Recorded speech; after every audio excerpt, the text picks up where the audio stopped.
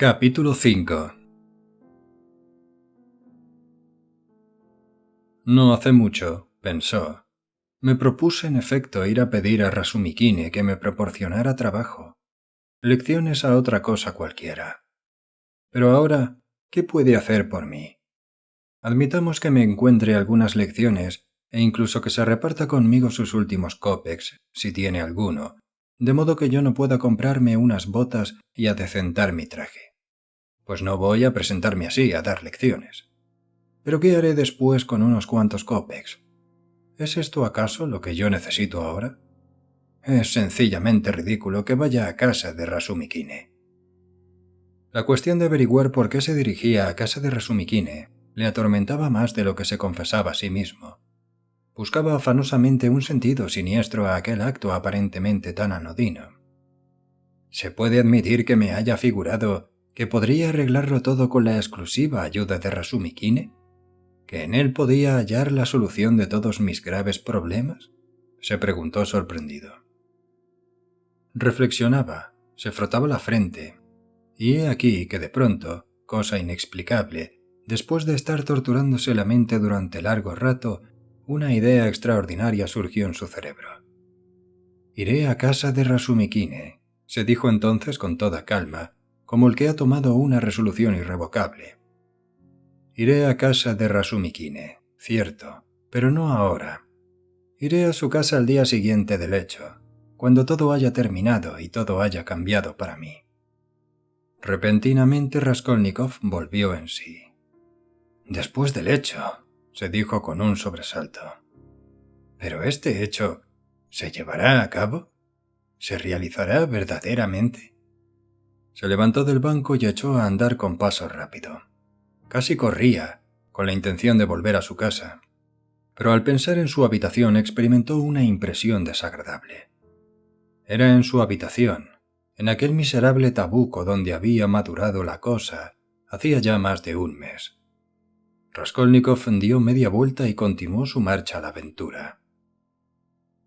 Un febril temblor nervioso se había apoderado de él. Se estremecía. Tenía frío a pesar de que el calor era insoportable. Cediendo a una especie de necesidad interior y casi inconsciente, hizo un gran esfuerzo para fijar su atención en las diversas cosas que veía, con objeto de librarse de sus pensamientos. Pero el empeño fue vano. A cada momento volvía a caer en su delirio. Estaba absorto unos instantes, se estremecía, levantaba la cabeza, paseaba la mirada a su alrededor y ya no se acordaba de lo que estaba pensando hacía unos segundos. Ni siquiera reconocía las calles que iba recorriendo. Así atravesó toda la isla Vasilievsky, llegó ante el pequeño Neva, pasó el puente y desembocó en las islas menores. En el primer momento, el verdor y la frescura del paisaje alegraron sus cansados ojos, habituados al polvo de las calles, a la blancura de la cal, a los enormes y aplastantes edificios. Aquí la atmósfera no era irrespirable ni pestilente. No se veía ni una sola taberna. Pero pronto, estas nuevas sensaciones perdieron su encanto para él, que otra vez cayó en un malestar enfermizo. A veces se detenía ante alguno de aquellos chalés graciosamente incrustados en la verde vegetación. Miraba por la verja y veía a lo lejos, en balcones y terrazas, mujeres elegantemente compuestas y niños que correteaban por el jardín. Lo que más le interesaba, lo que atraía especialmente sus miradas, eran las flores. De vez en cuando veía pasar elegantes jinetes, amazonas, magníficos carruajes. Los seguía atentamente con la mirada y los olvidaba antes de que hubieran desaparecido. De pronto se detuvo y contó su dinero. Le quedaban 30 kopecks, 20 al agente de policía, 3 a Anastasia por la carta. Por lo tanto, ayer dejé en casa de los Marmeladov de 47 a 50. Sin duda había hecho estos cálculos por algún motivo, pero lo olvidó apenas sacó el dinero del bolsillo, y no volvió a recordarlo hasta que al pasar poco después, ante una tienda de comestibles, un tabernucho más bien, notó que estaba hambriento. Entró en el figón, se bebió una copa de vodka y dio algunos bocados a un pastel que se llevó para darle fin mientras continuaba su paseo. Hacía mucho tiempo que no había probado el vodka, y la copita que se acababa de tomar le produjo un efecto fulminante. Las piernas le pesaban y el sueño le rendía. Se propuso volver a casa, pero al llegar a la isla Petrovsky hubo de detenerse. Estaba completamente agotado. Salió, pues, del camino, se internó en los sotos, se dejó caer en la hierba y se quedó dormido en el acto. Los sueños de un hombre enfermo suelen tener una nitidez extraordinaria y se asemejan a la realidad hasta confundirse con ella. Los sucesos que se desarrollan son a veces monstruosos, pero el escenario y toda la trama son tan verosímiles y están llenos de detalles tan imprevistos, tan ingeniosos, tan logrados, que el durmiente no podría imaginar nada semejante estando despierto, aunque fuera un artista de la talla de Pushkin o Turgeniev. Estos sueños no se olvidan con facilidad, sino que dejan una impresión profunda en el disparatado organismo y el excitado sistema nervioso del enfermo. Raskolnikov tuvo un sueño horrible.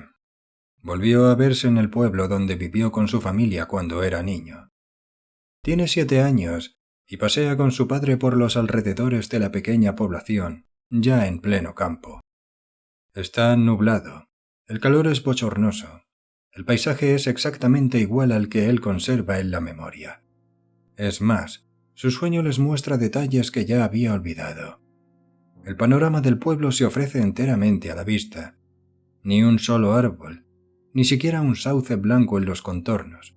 Únicamente a lo lejos, en el horizonte, en los confines del cielo, por decirlo así, se ve la mancha oscura de un bosque. A unos cuantos pasos del último jardín de la población hay una taberna, una gran taberna que impresionaba desagradablemente al niño, e incluso lo atemorizaba cuando pasaba ante ella con su padre.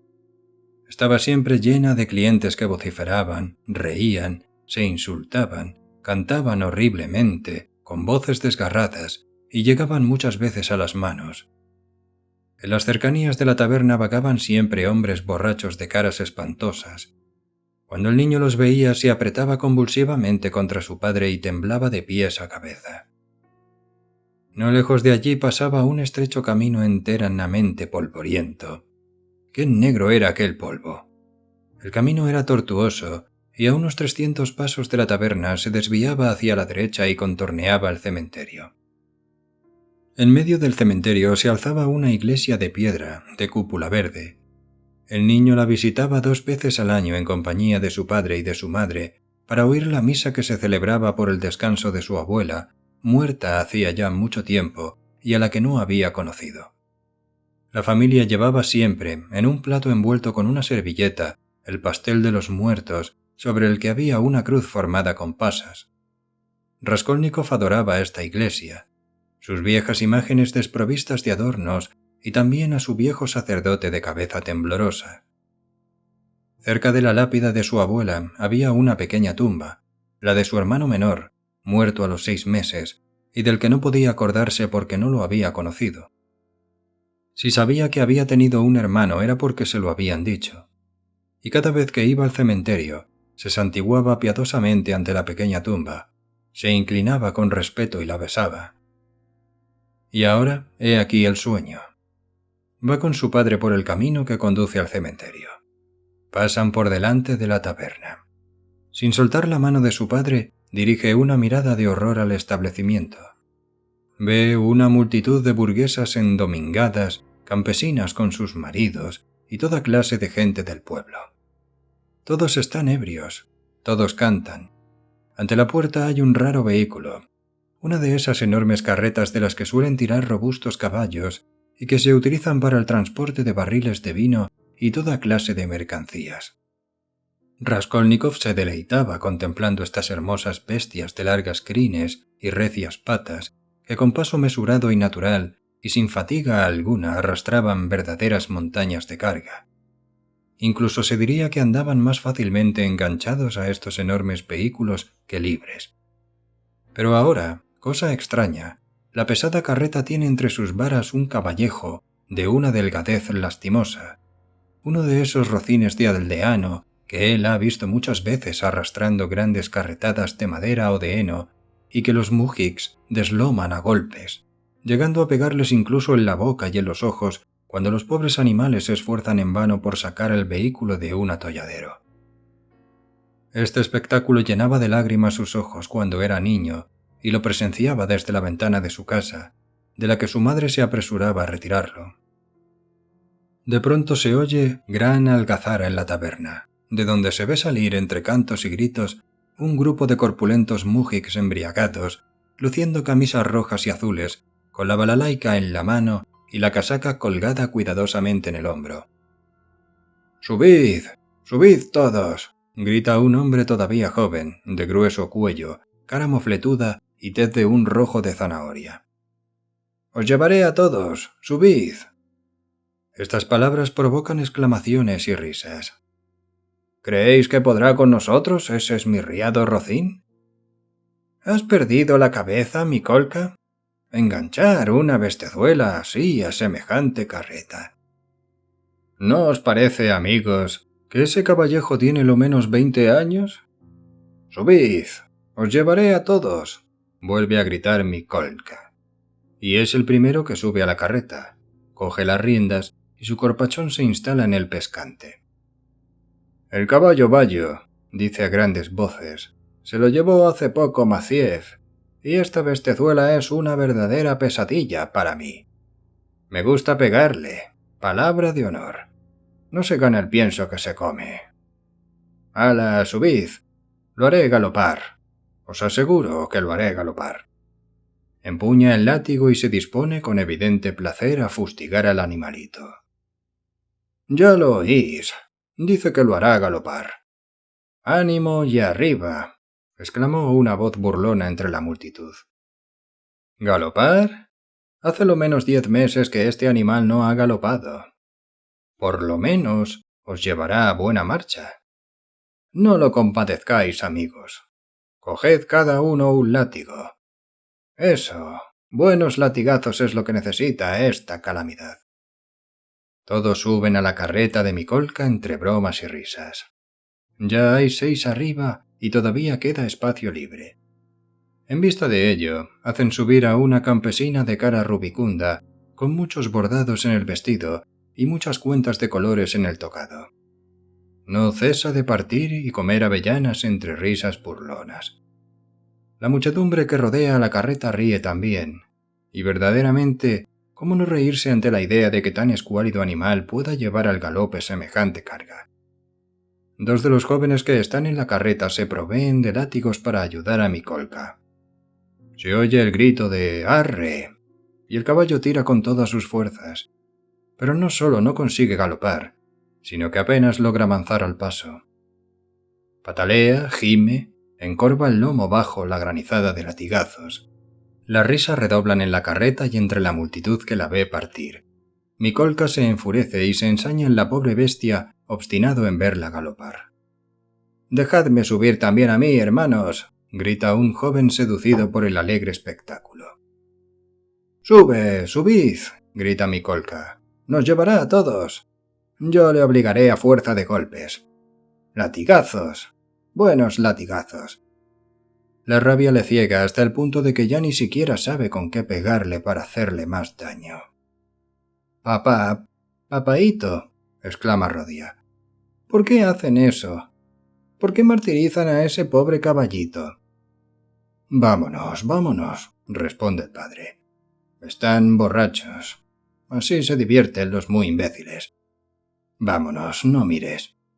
E intenta llevárselo, pero el niño se desprende de su mano y fuera de sí corre hacia la carreta. El pobre animal está ya exhausto. Se detiene jadeante. Luego empieza a tirar nuevamente. Está a punto de caer. «Pegadle hasta matarlo», ruge Mikolka. «Eso es lo que hay que hacer. Yo os ayudo». «Tú no eres cristiano. Eres un demonio», grita un viejo entre la multitud. Y otra voz añade: «¿Dónde se ha visto enganchar a un animalito así a una carreta como esa?» «¡Lo vas a matar!», vocifera un tercero. «¡Id al diablo! El animal es mío y puedo hacer con él lo que me dé la gana. ¡Subid! ¡Subid todos! He de hacerlo galopar. De súbito, un coro de carcajadas ahoga la voz de Mikolka. El animal, aunque medio muerto por la lluvia de golpes, ha perdido la paciencia y ha empezado a cocear. Hasta el viejo, sin poder contenerse, participa de la alegría general. En verdad, la cosa no es para menos. Dar coces un caballo que apenas se sostiene sobre sus patas. Dos mozos se destacan de la masa de espectadores, empuñan cada uno un látigo y empiezan a golpear al pobre animal, uno por la derecha y otro por la izquierda. «¡Pegadle en el hocico! ¡En los ojos! ¡Dadle fuerte en los ojos!», vocifera Mikolka. «Cantemos una canción, camaradas», dice una voz en la carreta. «El estribillo tenéis que repetirlo todos». Los mujiks entonan una canción grosera acompañados por un tamboril.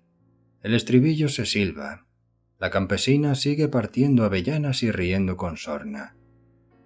Rodia se acerca al caballo y se coloca delante de él. Así puede ver cómo le pegan en los ojos. ¡En los ojos! Llora. El corazón se le contrae. Ruedan sus lágrimas. Uno de los verdugos le roza la cara con el látigo. Él ni siquiera se da cuenta. Se retuerce las manos, grita, corre hacia el viejo de barba blanca, que sacude la cabeza y parece condenar el espectáculo. Una mujer lo coge de la mano y se lo quiere llevar, pero él se escapa y vuelve al lado del caballo, que aunque ha llegado al límite de sus fuerzas, intenta aún cocear. «¡El diablo te lleve!», vocifera Mikolka, ciego de ira. Arroja el látigo, se inclina y coge del fondo de la carreta un grueso palo. Sosteniéndolo con las dos manos por un extremo, lo levanta penosamente sobre el lomo de la víctima. «¡Lo vas a matar!», grita uno de los espectadores. «Seguro que lo mata», dice otro. «¿Acaso no es mío?», ruge Mikolka, y golpea al animal con todas sus fuerzas. Se oye un ruido seco. «¡Sigue! ¡Sigue! ¿Qué esperas?», gritan varias voces entre la multitud. Mikolka vuelve a levantar el palo y descarga un segundo golpe en el lomo de la pobre bestia. El animal se contrae. Su cuarto trasero se hunde bajo la violencia del golpe. Después da un salto y empieza a tirar con todo el resto de sus fuerzas. Su propósito es huir del martirio, pero por todas partes encuentra los látigos de sus 6 verdugos. El palo se levanta de nuevo y cae por tercera vez, luego por cuarta, de un modo regular. Mikolka se enfurece al ver que no ha podido acabar con el caballo de un solo golpe. «Es duro de pelar», exclama uno de los espectadores. «Ya veréis cómo cae, amigos. Ha llegado su última hora», dice otro de los curiosos. «Coge un hacha», sugiere un tercero. «Hay que acabar de una vez». «No decís más que tonterías», brama Mikolka. «Dejadme pasar». Arroja el palo, se inclina, busca de nuevo en el fondo de la carreta, y cuando se pone derecho se ve en sus manos una barra de hierro. «¡Cuidado!», exclama, y con todas sus fuerzas asesta un tremendo golpe al desdichado animal. El caballo se tambalea, se abate, intenta tirar con un último esfuerzo, pero la barra de hierro vuelve a caer pesadamente sobre su espinazo. El animal se desploma como si le hubieran cortado las 4 patas de un solo tajo. «¡Acabemos con él!», ruge Mikolka como un loco, saltando de la carreta. Varios jóvenes, tan borrachos y congestionados como él, se arman de lo primero que encuentran: látigos, palos, estacas, y se arrojan sobre el caballejo agonizante. Mikolka, de pie junto a la víctima, no cesa de golpearla con la barra. El animalito alarga el cuello, exhala un profundo resoplido y muere. «Ya está», dice una voz entre la multitud. «Se había empeñado en no galopar». «¡Es mío!», exclama Mikolka con la barra en la mano, enrojecidos los ojos y como lamentándose de no tener otra víctima a la que golpear. «Desde luego tú no crees en Dios», dicen algunos de los que han presenciado la escena. El pobre niño está fuera de sí. Lanzando un grito se abre paso entre la gente y se acerca al caballo muerto. Coge el hocico inmóvil y ensangrentado y lo besa. Besa sus labios, sus ojos. Luego da un salto y corre hacia Mikolka blandiendo los puños. En este momento lo encuentra su padre, que lo estaba buscando, y se lo lleva. «Ven, ven», le dice, «vámonos a casa». «Papá, ¿por qué han matado a ese pobre caballito?», gime Rodia. Alteradas por su entrecortada respiración, sus palabras salen como gritos roncos de su contraída garganta. «Están borrachos», responde el padre. «Así se divierten. Pero vámonos. Aquí no tenemos nada que hacer». Rodia le rodea con sus brazos. Siente una opresión horrible en el pecho. Hace un esfuerzo por recobrar la respiración. Intenta gritar. Se despierta. Raskolnikov se despertó sudoroso. Todo su cuerpo estaba húmedo, empapados sus cabellos. Se levantó horrorizado, jadeante. «Bendito sea Dios», exclamó. «No ha sido más que un sueño». Se sentó al pie de un árbol y respiró profundamente. «¿Pero qué me ocurre? Debo de tener fiebre. Este sueño horrible lo demuestra». Tenía el cuerpo acartonado. En su alma todo era oscuridad y turbación. Apoyó los codos en las rodillas y hundió la cabeza entre las manos. «Es posible, señor. ¿Es realmente posible que yo coja un hacha y la golpee con ella hasta partirle el cráneo? ¿Es posible que me deslice sobre la sangre tibia y viscosa para forzar la cerradura, robar y ocultarme con el hacha temblando, ensangrentado? ¿Es posible, señor?» Temblaba como una hoja. «¿Pero a qué pensar en esto?», prosiguió profundamente sorprendido. «Ya estaba convencido de que no sería capaz de hacerlo. ¿Por qué, pues, atormentarme así? Ayer mismo, cuando hice el ensayo, comprendí perfectamente que esto era superior a mis fuerzas. ¿Qué necesidad tengo de volver a interrogarme? Ayer, cuando bajaba aquella escalera, me decía que el proyecto era vil, horrendo, odioso. Solo de pensar en él me sentía aterrado, con el corazón oprimido. No tendría valor.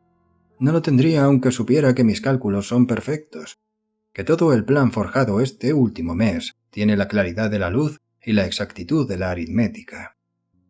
Nunca tendría valor. ¿Para qué, pues, seguir pensando en ello?» Se levantó, lanzó una mirada de asombro en todas direcciones, como sorprendido de verse allí, y se dirigió al puente. Estaba pálido y sus ojos brillaban. Sentía todo el cuerpo dolorido, pero empezaba a respirar más fácilmente. Notaba que se había librado de la espantosa carga que durante tanto tiempo le había abrumado. Su alma se había aligerado y la paz reinaba en ella. «Señor», imploró, «indícame el camino que debo seguir y renunciaré a ese maldito sueño». Al pasar por el puente contempló el neva y la puesta del sol, hermosa y flamígera. Pese a su debilidad no sentía fatiga alguna. Se diría que el temor que durante el mes último se había ido formando poco a poco en su corazón se había reventado de pronto. Se sentía libre. Se había roto el embrujo. La acción del maleficio había cesado. Más adelante, cuando Raskolnikov recordaba este período de su vida y todo lo sucedido durante él, minuto por minuto, punto por punto, sentía una mezcla de asombro e inquietud supersticiosa ante un detalle que no tenía nada de extraordinario, pero que había influido decisivamente en su destino. He aquí el hecho que fue siempre un enigma para él. ¿Por qué, aun sintiéndose fatigado, tan extenuado que debió regresar a casa por el camino más corto y más directo, había dado un rodeo por la plaza del mercado central, donde no tenía nada que hacer? Desde luego, esta vuelta no alargaba demasiado su camino, pero era completamente inútil. Cierto que infinidad de veces había regresado a su casa sin saber las calles que había recorrido. Pero ¿por qué aquel encuentro tan importante para él, a la vez que tan casual, que había tenido en la plaza del mercado, donde no tenía nada que hacer, se había producido entonces a aquella hora, en aquel minuto de su vida, y en tales circunstancias que todo ello había de ejercer la influencia más grave y decisiva en su destino? Era para creer que el propio destino lo había preparado todo de antemano. Eran cerca de las 9 cuando llegó a la plaza del mercado central. Los vendedores ambulantes, los comerciantes que tenían sus puestos al aire libre, los tenderos, los almacenistas, recogían sus cosas o cerraban sus establecimientos. Unos vacilaban sus cestas, otros sus mesas, y todos guardaban sus mercancías y se disponían a volver a sus casas, a la vez que se dispersaban los clientes.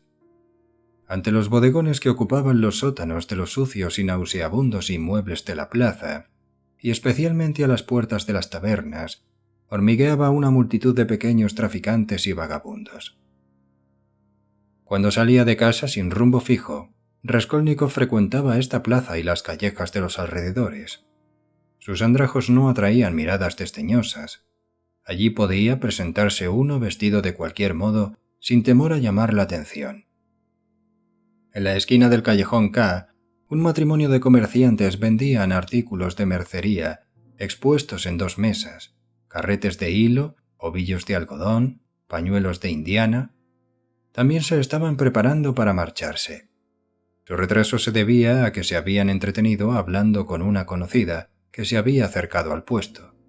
Esta conocida era Elisabeth Ivanovna, o Lisbeth, como la solían llamar, hermana de Alena Ivanovna, viuda de un registrador. La vieja Alena, la usurera cuya casa había visitado Raskolnikov el día anterior para empeñar su reloj y hacer un ensayo.